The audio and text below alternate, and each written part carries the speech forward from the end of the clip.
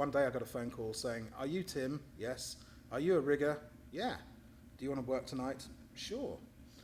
And a couple of hours later I found myself, I won't say where the venue is, I won't mention any names, but in the roof of a venue nearby to where I lived, I don't know, maybe 45 or, no, probably 60 foot in the air, and free climbing out on steel tube to lift up points for a show.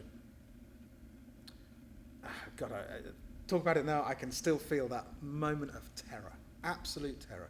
I didn't have the right kit. I didn't have the right harness. I didn't have a fall arrest lanyard. I was just out there free climbing. I didn't know how to tie the knots, and I didn't know what I was doing.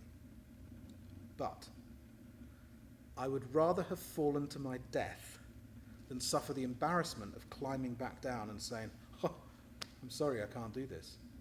And that was my moment. That I came down out of the roof that night and I thought, I will never, ever do that to myself again. And then I had a moment seconds later going, geez, and everybody underneath me that I put at fatal risk from my own incompetence.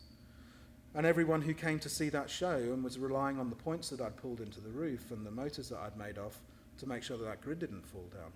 Nothing happened, I got away. But that was my moment.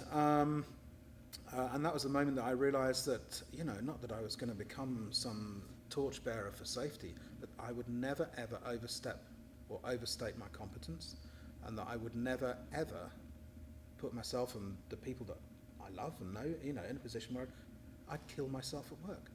But, for me the most amazing thing was, maybe it's because I'm British, the ultimate terror we face is embarrassment. It's not disembowelment. It's not falling to an untimely death. It's actually embarrassment. How pathetic's that? That I would rather have gone in the roof and done that and put all those people at risk and say, "Oh, I'm sorry, man, I can't do that. You got the wrong guy. I know I said I could." And I bet there's a lot of you out there kind of watching this who may be in a similar position, where the temptation to say you can do it is very great. You don't want to turn around and say, "You've wasted your time, man," or whatever, and you kind of carry on. Don't do it. But I think everybody needs to learn that lesson through their bowel, quite literally. You've got to scare yourself so stupid that you go, gee, that was it. And that was a moment for me, not that made me a safety geek, but that actually made me a safer person to work on shows with, because I knew how to say no. No's the hardest word we've got, and it's not deployed frequently enough. And one thing, hopefully, that the ESAT course can teach is to give you the power and the authority to say no.